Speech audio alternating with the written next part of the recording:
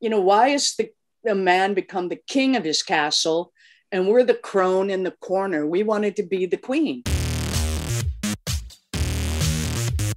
All right, so we have three queens in the room today, which is so amazing. So welcome, Kathy, and welcome, Cindy. And in my hand, I have the most amazing card deck that I'm so in love with. So I want to know from you guys, what got you interested in making a card deck in the first place? You can blame that on you, Rosie. I was thinking that. I know. I mean, we've been... we wrote a few books and we have a great Facebook following and we post what we call queenisms every single day. When you contacted us and said, hey, have you thought about inspiration cards? We were like, bing. So we went, okay. And we talked to you and we went, this is a great idea. And for us, it's all about, we started writing these queenisms, which we call little jolts of inspiration for ourselves. They were things that we needed to hear.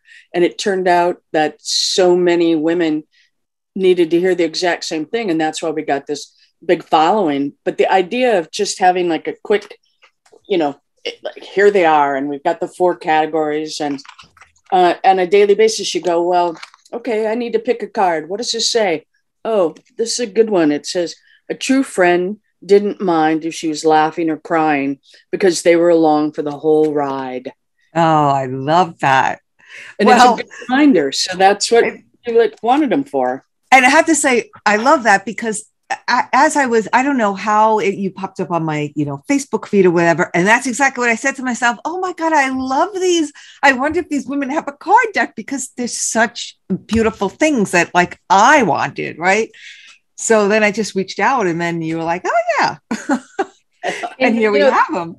This turned out to be our sort of pandemic project. We started doing a Facebook Live once a week because we were feeling sort of isolated and alone. And we thought, you know what? I bet other women are feeling the same way. So we decided to do a Facebook Live, and we found that there was an audience for it. There were hundreds of women coming every week, on Thursday afternoons at 3:00. And when we started thinking about how might our audience use these cards, we started to think about how much fun it is to get mail. First of all, this is so cute. It's, like fits in your hand and everything. So cute. And then I love the box. I love it. The way that we, each of us use it differently, but the way I use it is there are 4 categories. So courage, hope, happiness, and friendship. And I think to myself, on any given day, what do I need? And then I'll pick the color that correlates to what it is. So that if I want one that say happiness, I need something, a little happiness, I'll pick one out and I'll read it. That says, she finally realized that everything in life didn't have to be perfect in order to be happy. What a relief. And then I think to myself, what does that mean to me today? Does it uplift my spirit? And then do I have a friend that would love to get this in the mail? Because the back is a postcard. And I keep postcard stamps on my desk. And every day I jot one of these off to somebody. And when I get a card or a letter in the mail that isn't a bill, that isn't a solicitation, I feel so touched that someone thought of me enough to really take that action. It's so much more than a text, It's amazing. So I have one here that I wrote out too with the stamp. That's so true though. It's like you really feel like someone actually took the time, right, to handwrite it, to go get a stamp, to go put it in the mailbox. And it just really does bring joy. And the best part of it is they're postcards. So it's not like you're making an hour-long commitment to writing everything that ever happened to you since the last time you talked to this person. What you're really saying is, I thought of you. This made me laugh. This made me think of you. I think of you often. Just short, sweet, uplifting in the mail. Well, I love too that, you can go through and you can actually, because they're so beautiful and so different and they're all so fun, that you can pick the one that actually you know, when you're thinking of the person, oh my God, this really did make me think of you. Yeah. Yeah. You know, which I love. I love them so much. I think they're so great. That's been one of the really fun things about the cards for me is people who bought them sending me a card from the deck. Yeah. Wow. And, I got a postcard from me. You know, it's just been so much fun. And you know, thank you for saying that they're beautiful, because we think they're beautiful. And like Cindy said, it was a pandemic project. And I think ultimately the reason that we decided to do it was because we wanted to have fun. And we did. We had so much fun creating these. And because Adobe Photoshop is our hobby. But I don't think it has to be, you know, to create these. It just happened to be, we're sort of weird that way. But we had such a good time. We gave ourselves enough time to say, okay, this is the day when we want to have them done. Right. And we've split it up. You know, Cindy took happiness and hope or whatever, and I took courage and friendship. And so you each had the fun part in picking it, because Yes. you had to pick 52 out of like how many of these kind of thousands.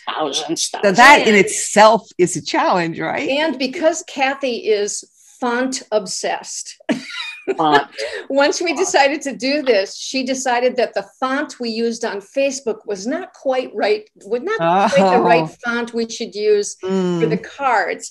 And so we redid every Queenism as we picked it for the deck, and even rewrote some of them as we felt that maybe we had a different message to go with the image now.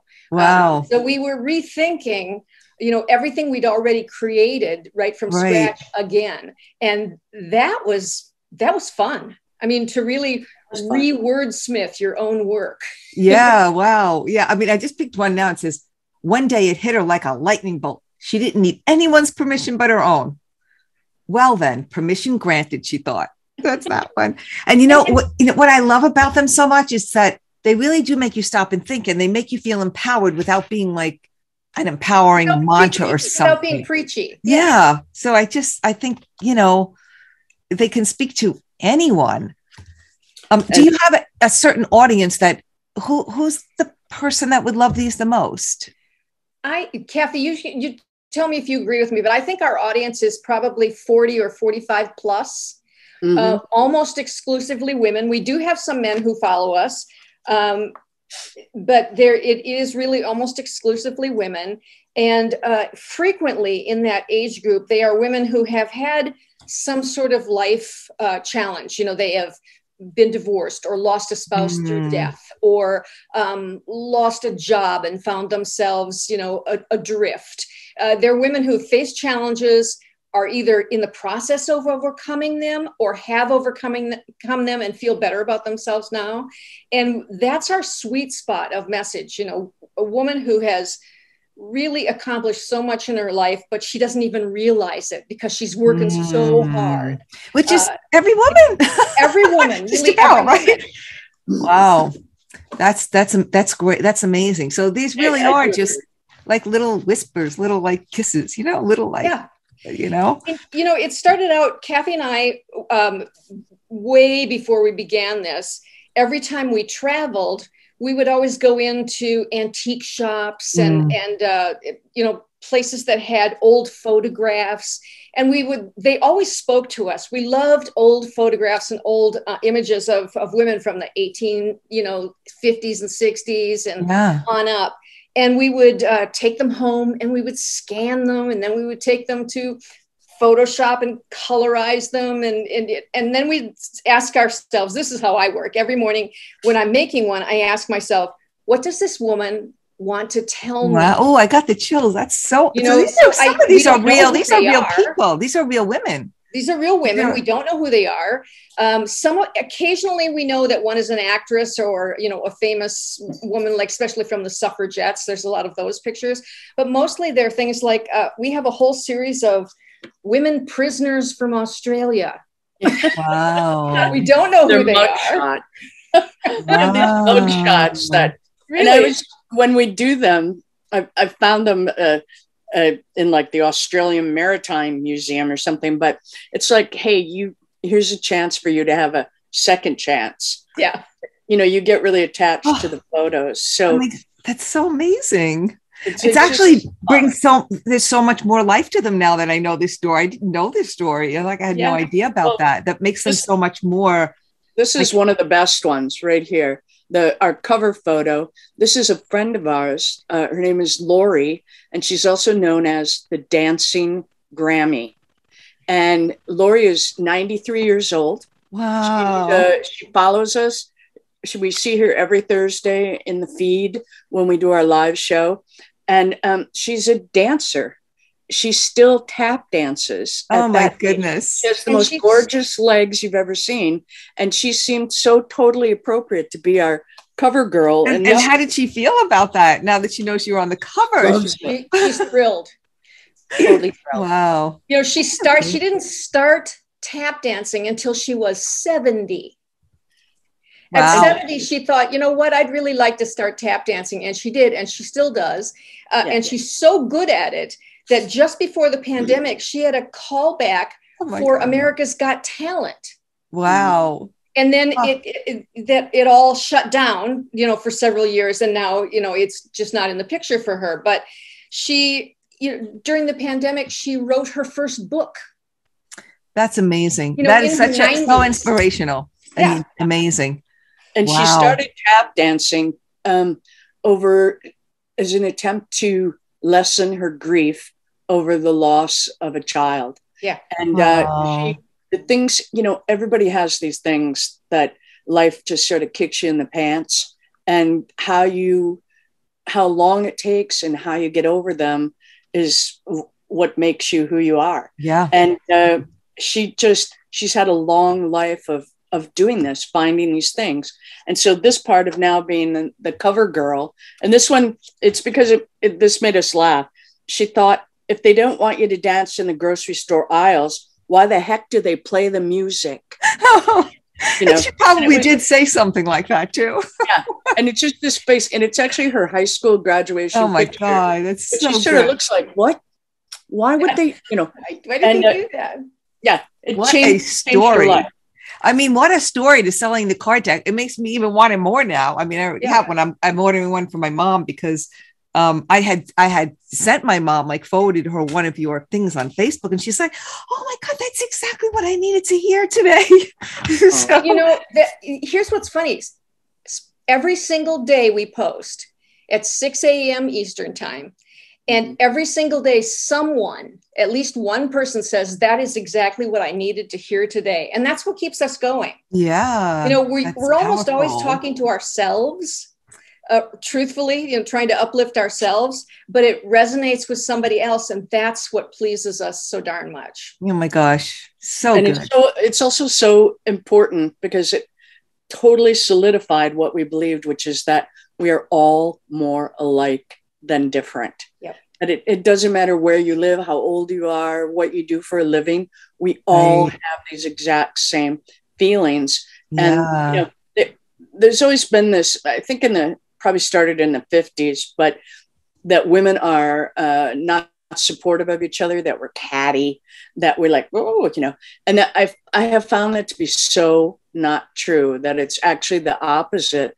And one of the things that it confirmed by doing all the queenisms and all the women that we come in touch with, that we are all more alike than different. Yeah, that's so beautiful. How did you come up with the idea of calling it?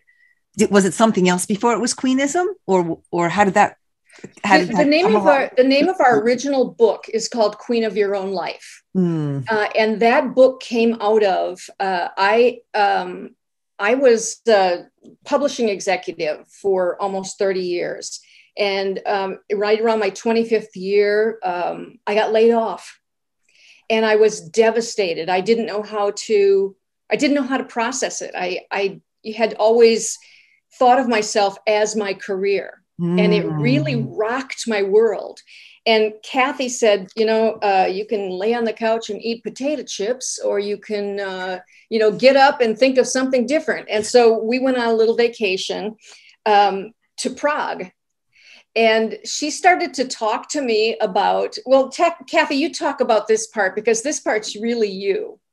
Well, Cindy said to me, I wish that I was the girl that I was when I was, 19, who sold her bike for $200 and moved out to New York. And I've known her so long that I was able to say, you still are that girl. It's still there. And so every night when we were in Prague, we would go out and we would ask ourselves a couple of questions based on a New Year's Eve party that I have, which is, what do you want to let go that's no longer working for you in your life? And what do you want to keep that is working? And we would do that every night over like beer and goulash or champagne and goose one night. We just would go and we would do this, and it confirmed what we knew, which was that we wanted to hang on to our sense of humor, which really gets you through every single thing. And the thing that we wanted to let go was lifelong feelings of not being enough. Mm-hmm. And it comes up in so many different ways. Oh, yeah. By the end of that week, we felt so empowered by what we'd learned about ourselves and by giving ourselves permission, because before we left, I had read this thing that said, now that you're a crone, you should leave your family and go off so you don't hurt them. And I'm like, what? Maybe I don't know what a crone means. And I looked up crone, and it was, the old woman who sits in the corner. And here we are, we're in Prague, and it was gorgeous. And we were looking over the Charles River, and we thought, why is the man become the king of his castle, and we're the crone in the corner? We wanted to be the queen. Oh, I love it. So good. Have your own life. And we gave what a good story. Yeah. Oh my God, that's fabulous. That is truly amazing. And your work, your cards speak exactly in that tone too. It's just that wow, of course I can do this. Like, it's so good. Yeah. Because the thing that we realized that hit us like a ton of bricks was something we say all the time. You don't have to be 21 to have your whole life ahead of you. Your whole life starts now.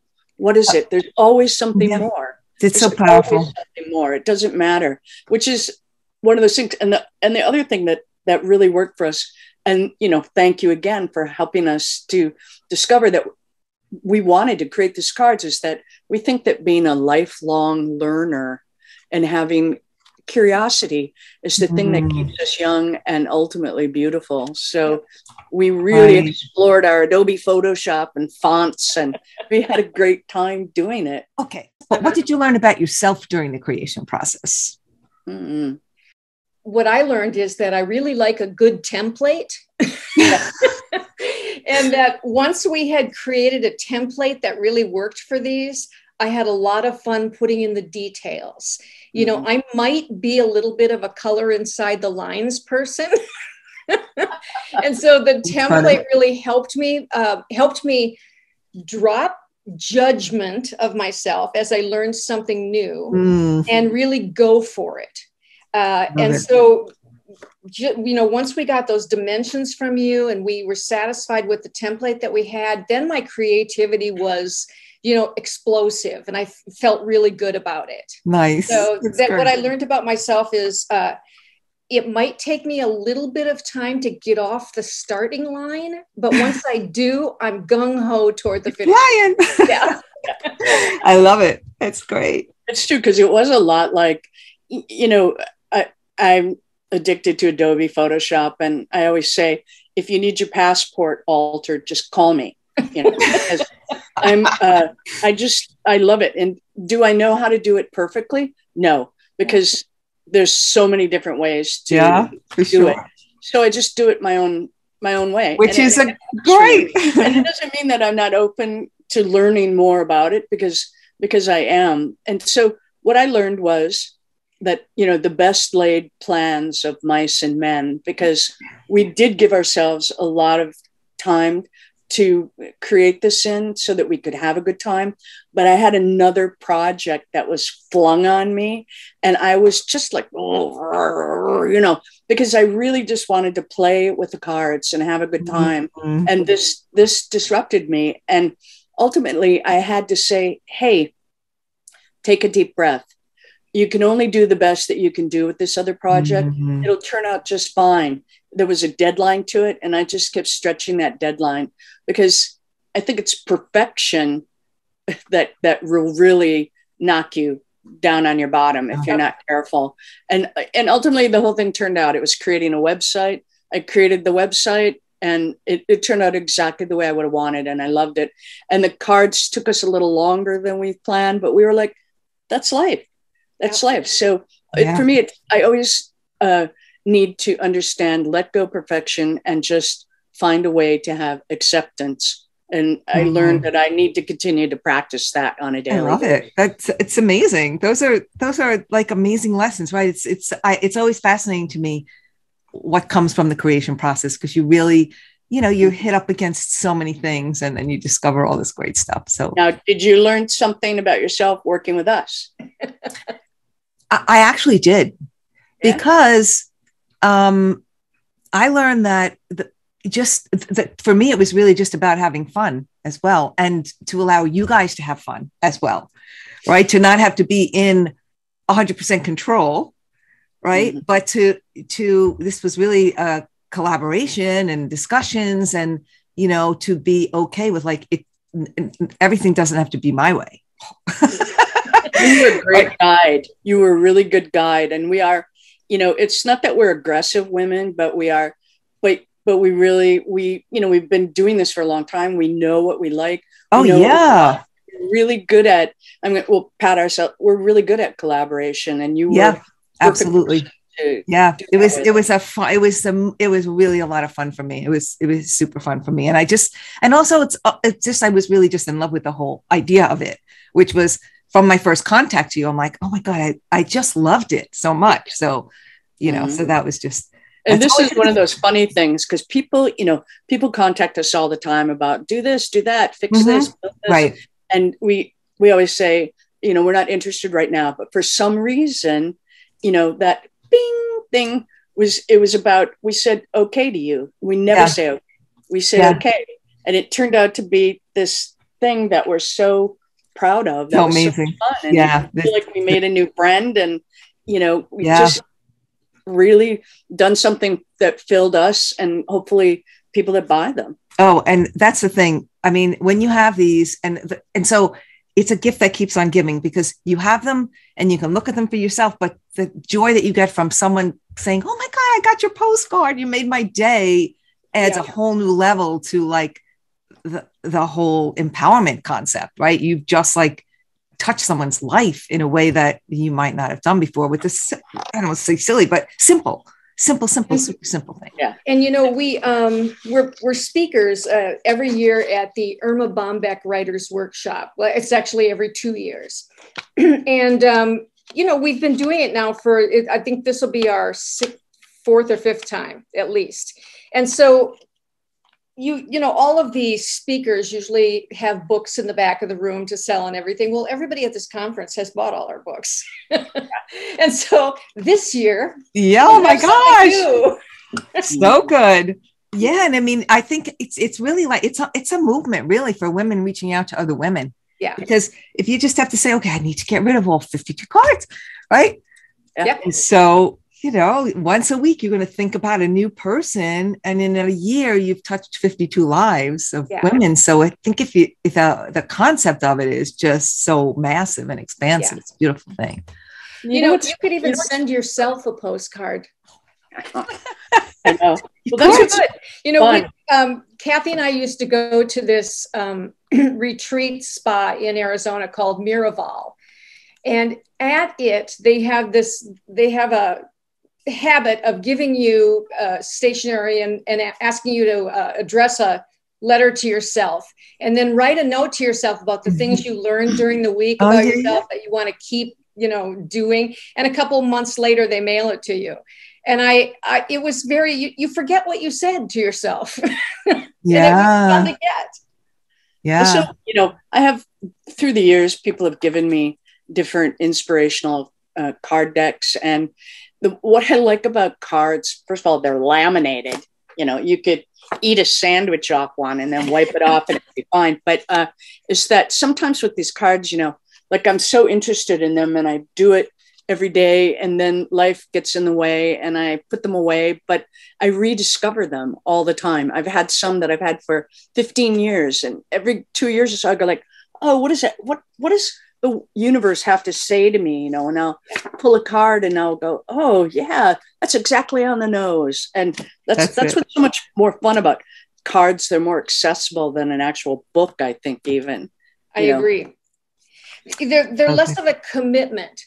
Sometimes even with even with a page a day inspiration book, sometimes I would find myself going, I don't have time, or I don't have the emotional bandwidth, or I don't have the, focus to read a whole page. Yeah. And I think that's because in your head, it's like, oh my God, look how many pages I have left, right? You still see the whole big thing. Where with this, you're just pulling one. So it's like, there's not anything attached to the one that you pull, like you're done. Well, that's why we started doing Queenisms in the first place, because we first started at the beginning of the internet, we were blogging, and it was agony every day having to blog. And I thought, because I didn't feel like I had enough time, sometimes you're just so busy living. And ultimately that was it. We said, look, there has to be a way to be inspired. And we always called it a jolt, just like that. And not have to read a blog of, you see that sometimes with recipes. Oh, and I took one piece of garlic and I muddled it with vinegar. And I'm like, get to the recipe. What's in the recipe? And it's the same way with inspiration. I think, obviously I'll slow down at some point, but maybe I won't. Yeah. But I'm certainly tap dance yourself in life up, spitting it out one card at a time. Yeah. All right. So my final thing that we're going to leave everyone with, I'm just going to ask both of you. Let's leave everybody with your couple words of wisdom. I would say that you are smarter than you think you are, and you are more creative than you think you are. And the only person in between you and what you want is you. True. It really is all about how to get out of your own way. And if I was going to say one thing more of all the things that I said, I would reinforce again that there's always something more, that you've never come to a point where you have no choices. There are always so many more choices to life. And it's just about taking a deep breath. And we always say, listening to that queen voice inside of you that tells you the truth, not the one that says, oh, you're stupid, or you're this, or you're that, or blah, blah. The one that says, you have enough courage to live this adventure. You are a brave woman. Go. That's my thing. Cindy's too. Go. Wow.